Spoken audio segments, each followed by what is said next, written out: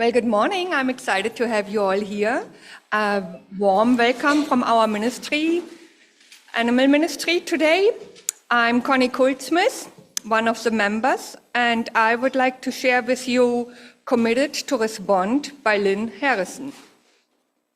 Committed to respond to the call of a wounded world, we join together this day with loving hearts, hands, and minds. Embracing the interconnected web of water, air, and earth, we light a fire of sustaining hope, every bright with love and justice. Maybe we bring forth this day new wisdom, strength, and courage to create a new world, not of wealth, but well-being. A world of new peace and abundance for all. As we give thanks for this earth, our shared and singular home, may we dedicate ourselves to its ongoing care, rising to the calls deep within us and all around us. May we respond today and always with courage and with love.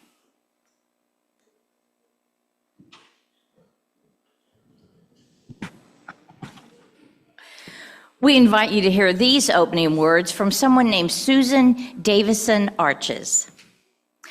The earth is warming, the bird song increases, the sweeter breezes brush our cheeks, and the earth holds hope in its seeds and buds. Come, let us gather this morning with joyful noise and warm hearts, and with hopeful spirits, for we are one in the renewal of the earth and blessedly held in love for one another. Welcome. On this sunny day at last. As Unitarian Universalists, we acknowledge that eating ethically requires us to be mindful of the miracle of life we share with all beings. I know that I'm a people person. My husband's the animal lover, but I am the people person. But if there were no people, I think the little mice that I keep and release, I think I might just keep them as friends, because these animals teach us how to love ourselves and others. Now, that's not a Unitarian principle or need, but the thing is, our new motto surrounds with what? It centers on love. Our values and our principles and integrity call us to seek compassion and health and sustainability in the production of food that we raise and that we buy. What and how we eat has broad implications for our planet, our society, and our gastrointestinal tract too. This morning, our guest speaker is a dear, dear friend of mine. Before she went natural with her hair, people thought we were twins. She and I once had a cooking club or class or business called Two Peas in a Pod. And then one time when we were cooking, the oil spilled over, it caught on fire. We quickly shut down that business, but she has stuck. She has stuck with a commitment to community health in the area of health, public policy, and foods and good eats. And she is supported today by her husband, I'm not going to say of many years, but her wonderful husband, Ed Wargo. Would you please give a wave? And then also two of her grandkids, Carter, hello, raise your hand. Lily, we're glad you're here too. But Betsy is a long supporter of and a board of members of the Adams County Farmers Market. She's involved with the initiation of the organization in 2008, and she helped launch market events, food demonstrations, seasonal produce promotions, and the Critical Healthy Options program. She has worked with the Community Nutrition Educator and with WellSpan Health. It says she's retired, but Ed, is that somewhat of a lie? Yeah, she's no more retired than I am thin. She continues advocacy to access fresh and local foods for the community members through Market's various wellness programs. She and her family moved to Gettysburg, how many years ago? Thank you for doing the math. And she's just an important part of my life and this community. I cannot begin to tell you how wonderful this woman is, and I'm sure she'll bring information you never thought of. So welcome, Betsy, this morning.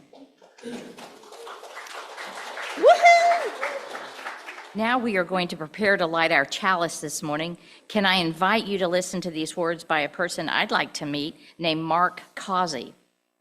We light this chalice, spark of the original fire of creation, to remind us that we're all on this planet together.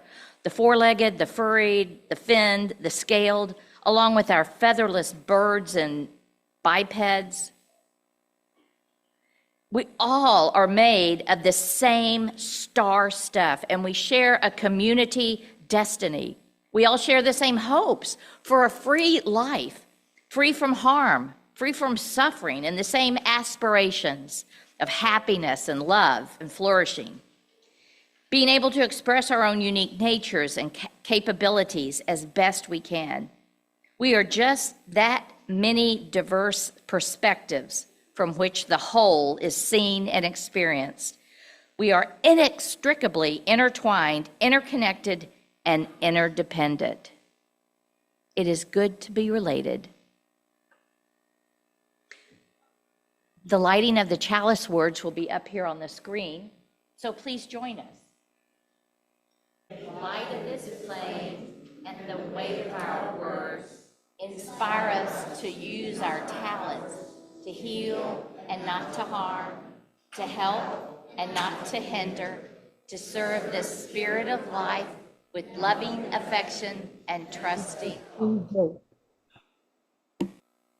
Please join in the unison, the prelude.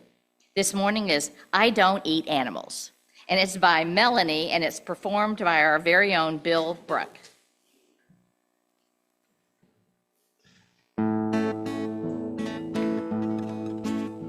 Well, I was just thinking about the way it's supposed to be. I'll eat the plants and the fruit from the trees. I'll live on vegetables and I'll grow on seeds. But I don't eat animals and they don't eat me. No, I don't eat animals 'cause I love them, you see. I don't eat animals, want nothing dead in me. I don't eat white flour, white sugar makes you rot. Oh, white could be beautiful, but mostly it's not. Little bit of wholemeal, some raisins and cheese. But I don't eat animals, they don't. I don't eat animals 'cause I love them, you see. I don't eat animals, want nothing dead in me. Little bit of wholemeal, some raisins and cheese. I'll eat the plants and fruit from the trees. I'll live on vegetables and I'll grow on seeds. But I don't eat animals and they won't eat me. No, I'll live on life, my life will live on me. I'll become life, my life will become me.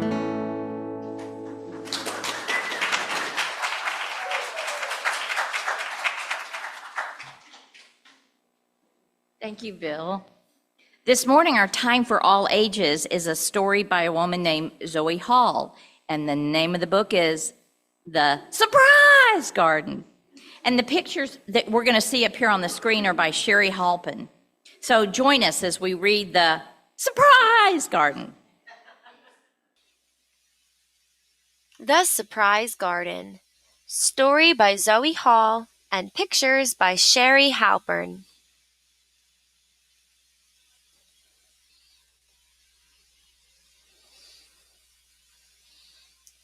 We're planting the seeds for a surprise garden. Can you guess what we will grow? We don't know. It's a surprise. First, we use our trowel and rake to loosen the soil.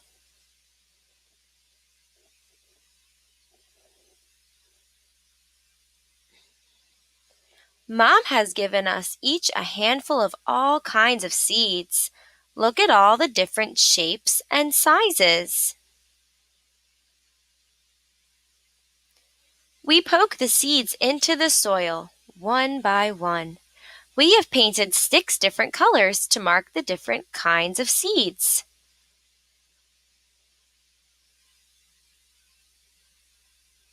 Then we water the seeds and wait for our surprise garden to grow. Soon, the seeds sprout into small green shoots. We water the plants, and the sun warms them. Our garden grows and grows. On some plants, flowers bloom.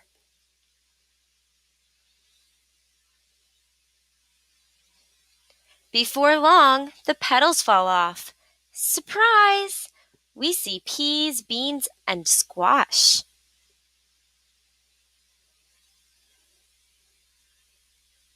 On some plants, leaves grow close to the ground.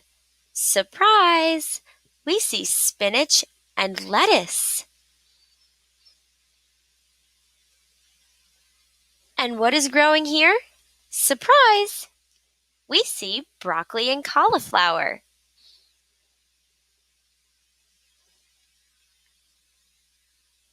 Is anything growing here? Surprise! We find carrots and radishes. They are growing under the ground.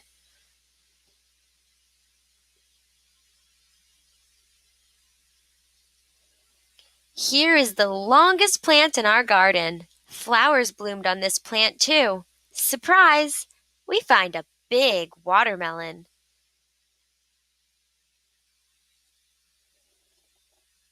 Here is the tallest plant in our garden. Surprise! It's a sunflower, and it is full of tasty seeds.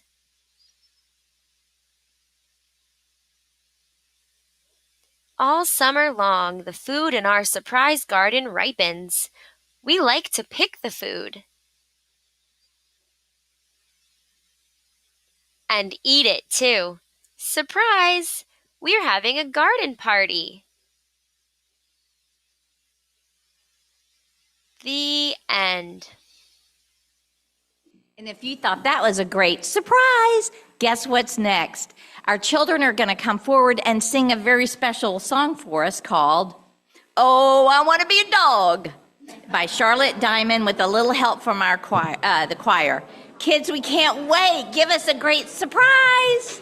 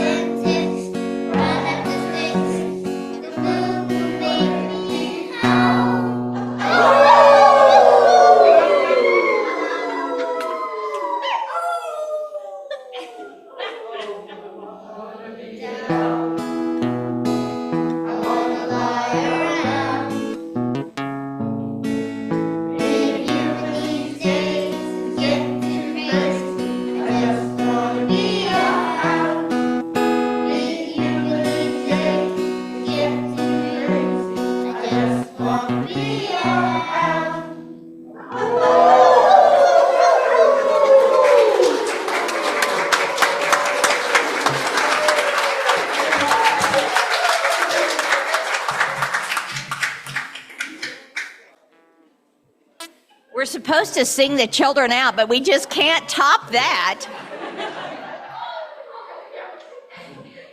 Kids, thank you so much.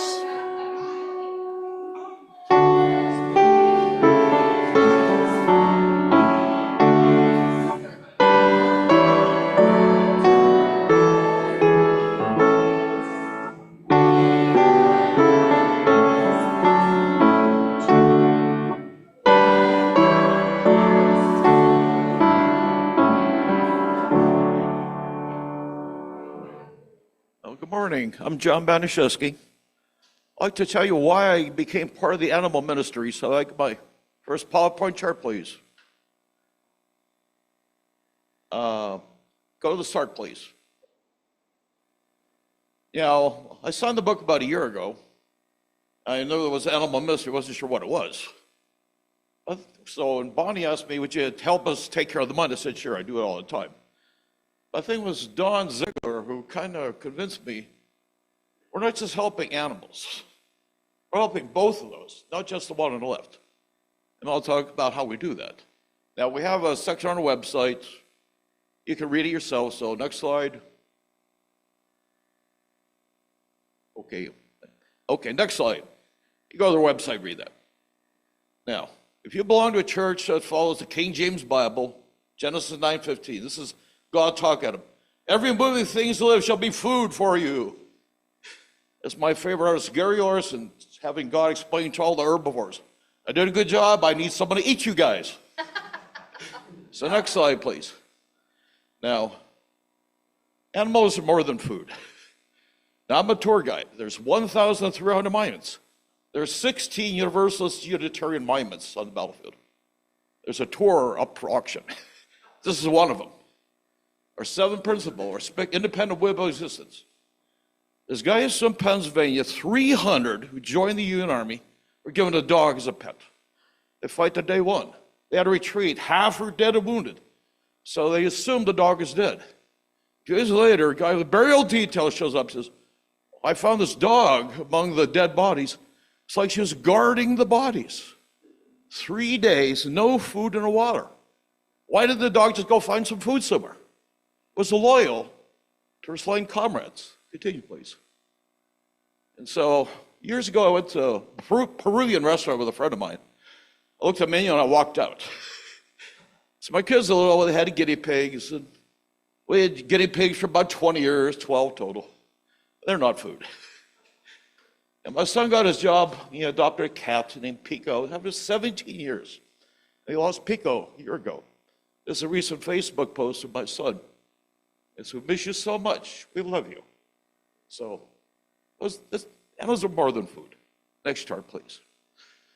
Now, if I was a efficiency expert, maybe born in South Africa, I might say, well, people who are poor don't need dogs. But people who don't have a lot of money should be able to have a dog.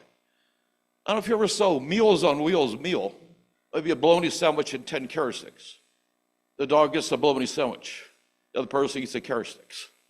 But this way, we raise money ourselves. We used to have a person who actually collect appliances and recycle them. We have somebody from UUG. But, members go out to grocery stores and buy animal food that they give to food banks. If you get food stamps, you cannot use food stamps to buy pet food. So people should be allowed to have their animals. Next slide, please. And so this is a letter we got from Brenda Walter from Fairfield. Went to Lydia, one of our members. She said, here's all the time. I feed my companion before I feed myself. Now we both could eat. They can both get a diet that's fit for them, adequate diet. So that's the thing that has the most impact. Next slide, please. Now, if we feed you enough vegetables, you won't eat so much meat. So we have a garden here. So this summer, if you want to get some tomatoes, whatever, just go to the back of the church, help yourself to our garden. And that way you won't go buy a hamburger. So next chart, please. And we also try to advocate awareness of humane treatment of animals, ethical eating, the connection between animals and our environment. We want to see a connection. 2 years ago, we almost made all the beavers extinct and turned them into hats. If you go to Little Round Top today, you can see beavers in action. Yeah, that's a view from Round Top. That's our beaver pond. They've been there about 8 years. And I like them. So anyway, next please. If you want to learn more about us, these are the people in the group. Bonnie is the head person, chairperson. And when you get the announcements, we'll publicize when meetings are. If you want to stop by, learn more about it, welcome. So anyway, that's why I'm in the Animal Ministry.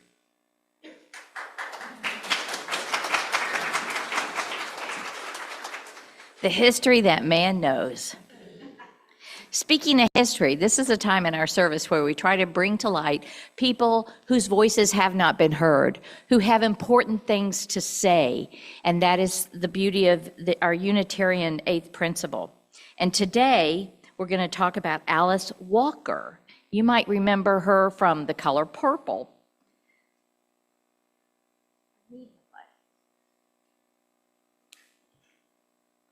She was born in February on the 9th in 1944. She's an American novelist, a short story writer. She's a poet. She's a social activist. And in 1982, she was the first African-American woman to win a Pulitzer Prize for fiction when she wrote The Color Purple. Not only that, over the span of her career, she's published 17 novels and short story collections, 12 nonfiction works, and a collection of essays and poetry. These are her words, which I am honored to read. Helped are those who love all the colors of all the humans and all the colors of all the animals and plants. None of their children, nor any of their ancestors, nor any parts of themselves shall be hidden from them. Helped are those who ever act is a prayer for harmony in this universe, for they are the restorers of balance to our planet. To them will be given the insight that every good act done anywhere in the cosmos welcomes the life of an animal or a child. Thanks to Alice Walker. Next, are we going to sing? We're going to have we're going to sing out of the gray hymnal, number 123, Spirit of Life.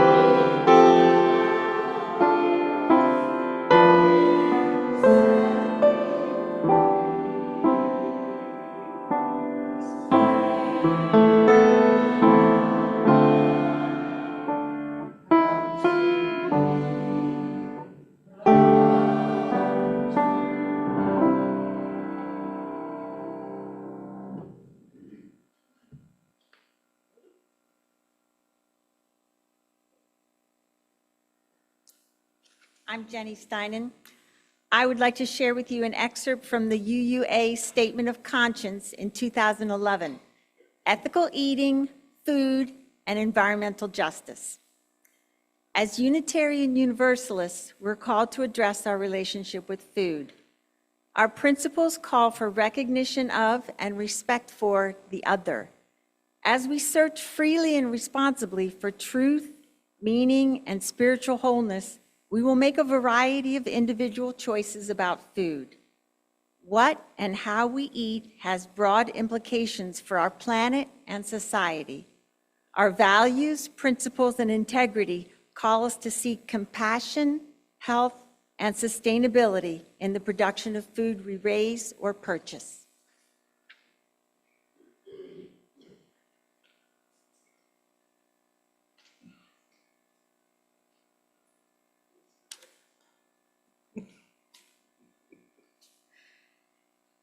Good morning. It is so nice to see so many familiar faces, and some of this may be preaching to the choir. But thank you to UUG Animal Ministry for this invitation to share my thoughts, food-related, to today's worship. As Eleanor so kindly relayed, my background in nutrition education and community health, and in retirement, I just love that I'm able to continue to contribute and be witness to the great organizations in this community that help our neighbors get access to fresh, affordable, nutritious food, whether it be the farmers market, Head Start, SCAP, Ruth Harvest, and now I'm learning that there is an animal ministry that also provides residents with food for their pets. It was just a great concept. And I really give a lot of credit to this small group of 5 and to all of you for expanding that, especially, how about that Meals on Wheels connection? That the distribution system is already there. They just needed to bring that product. They saw a need with the elderly sharing their meager food supply with their pets, and they did something about it. I truly thought that was terrific. In preparing my thoughts to share today, apparently Alexa was listening in. Did you know Kenny's had their big meat sale on Friday? Even the butcher shop up in Biglerville had their sale, and I got an electronic message from Weaver Butcher Shop on Centennial Road that they're now open for the season. Wow, but not a note about fruit and vegetables being on sale. How about that? In the current issue of The Atlantic, there's an interesting article on meat consumption and politics here in America. Meat is a big deal in this country. But I'd like to go behind the scenes of that and talk about a bigger conversation, and that is our obsession with protein. Before starting, may I suggest we agree to respect without judgment each other's right and need to make the food choices that work for them. Food is the most intimate relationship we have with ourselves. It reflects our culture, our social, our economic, our spiritual upbringing. Eating styles are about doing the best that you're willing and able to do at the moment. No absolutes, and hopefully you're encouraged to stay open-minded about your food choices. The philosophy, religion, ethics behind eating prompts the common idiom, "You are what you eat." Back in 1826, it appeared in the book Meditation on Transcendental Gastronomy.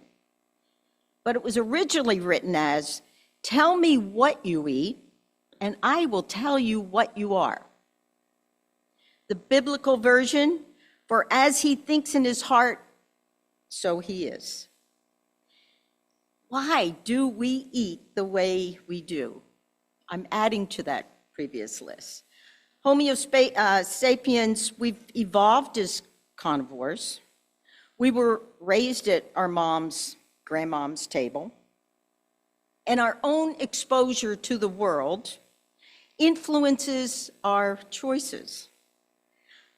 I challenge you to question your status quo, hence prompting a deeper thought on the why.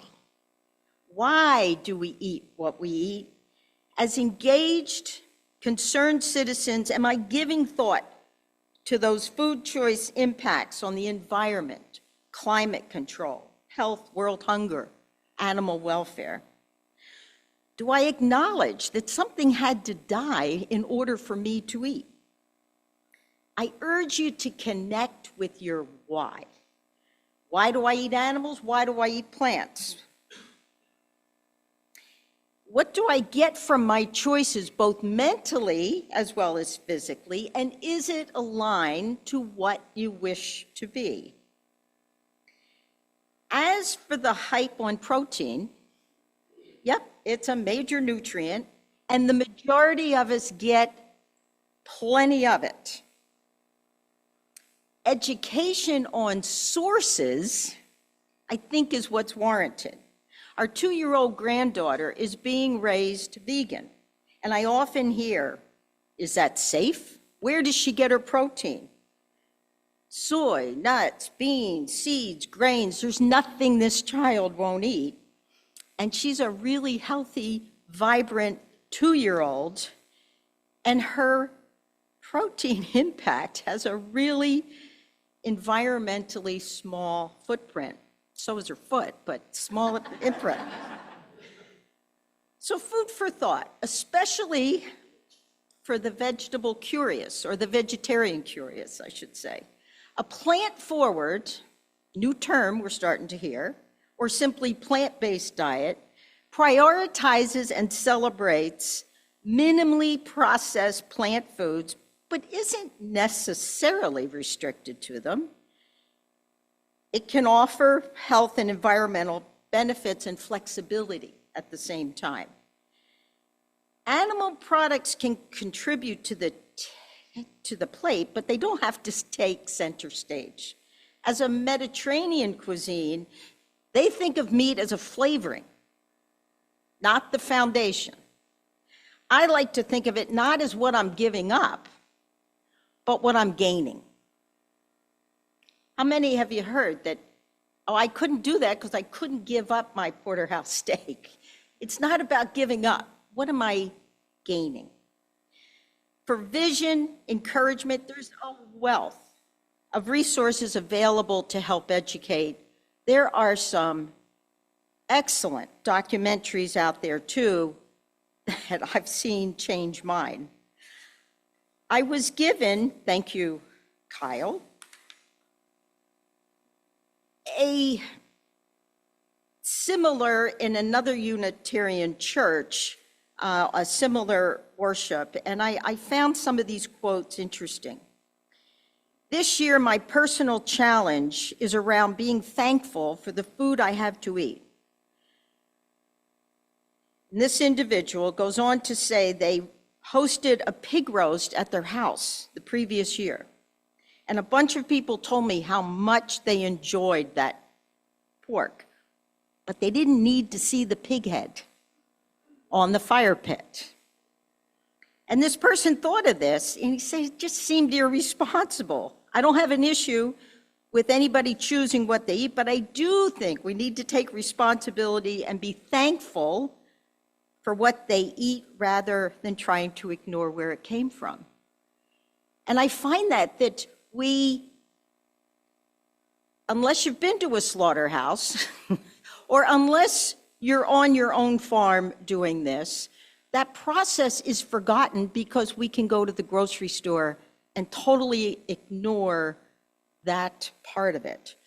That actually came from Mark Zuckerman, our Facebook founder. Here's another one I like from Michael Pollan, The Omnivore Dilemma. Don't eat anything your great-great-grandmother wouldn't recognize as food. How do you think about the carbon footprint of your food, such as apples?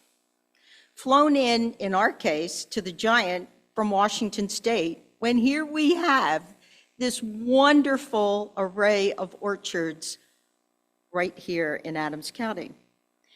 Do you think about the conditions of the people who produce the food we eat, such as workers that don't have the benefit of a living wage or health insurance?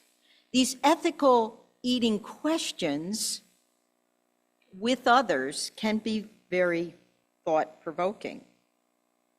So if not already, to John's point, attending the meatless Monday suppers here at the church, for those of you not quite sure what some of those vegetables taste like, supporting the community garden, which is going to be starting next week. Again, what a wonderful way to show community.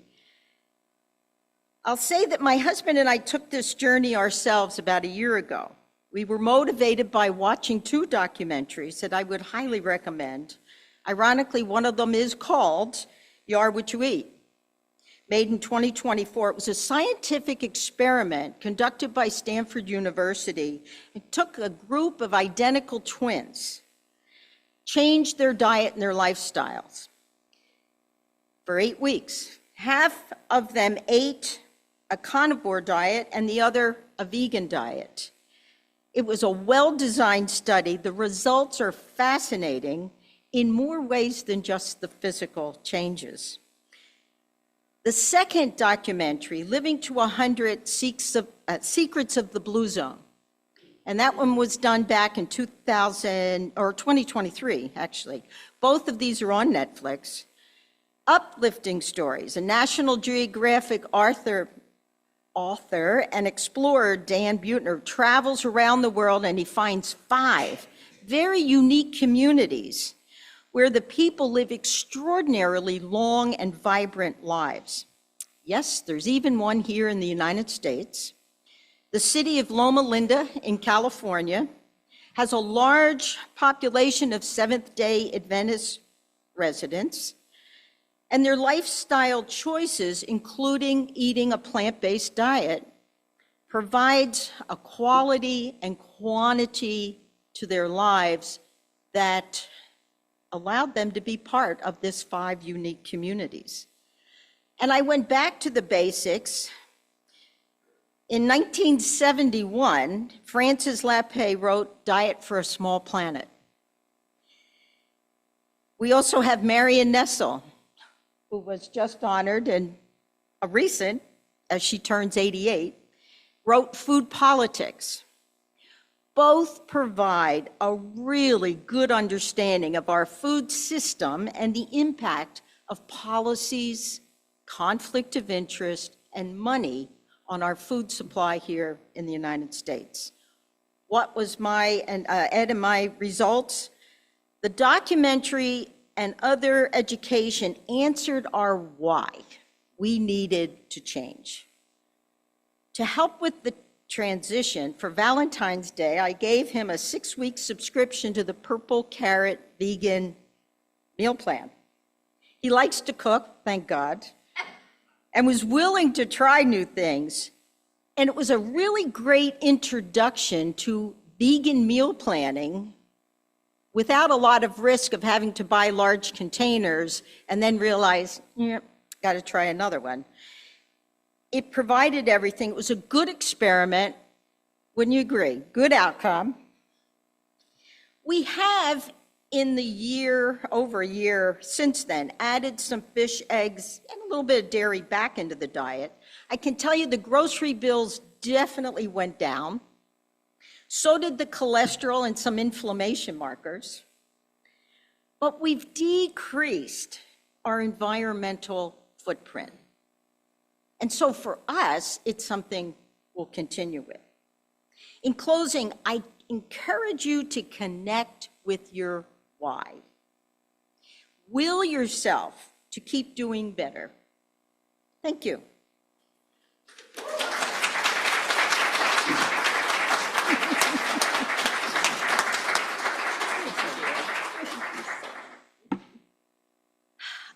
This woman has always amazed me. I used to describe her as part Mother Teresa and part Martha Stewart until Martha went to federal prison. Betsy, I cannot tell you thanks enough for sharing with my family your experiences, your wisdom, your research, and just how simple this is. Our closing hymn this morning is a vegan song, Ergovi, which is not to be confused with Wegovy. Ergovi Vegan Song by Vegan Smith, and it's going to be performed by the UUG Choir. Give it to us.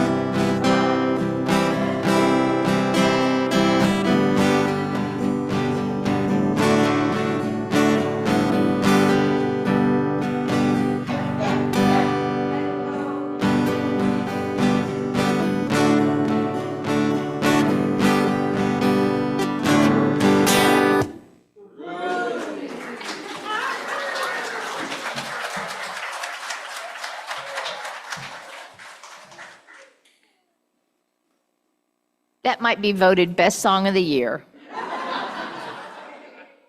Our closing words today are by someone I'd also like to meet, Eric Williams, who says, "My friends, may the spirit of love be a living flame before you, a guiding star above you, a firm path below you, and a gentle presence behind you always." And now we'll extinguish this flame. You can join me in reading these words. We extinguish this flame, but not the light of truth, the warmth of community, or the fire of commitment. These we carry in our hearts and in our hands until we are together again. And now we will end, as we always do, by singing Safe Passage. If you'll join, form a circle, elbows, whatever you feel comfortable touching, and we will sing Safe Passage.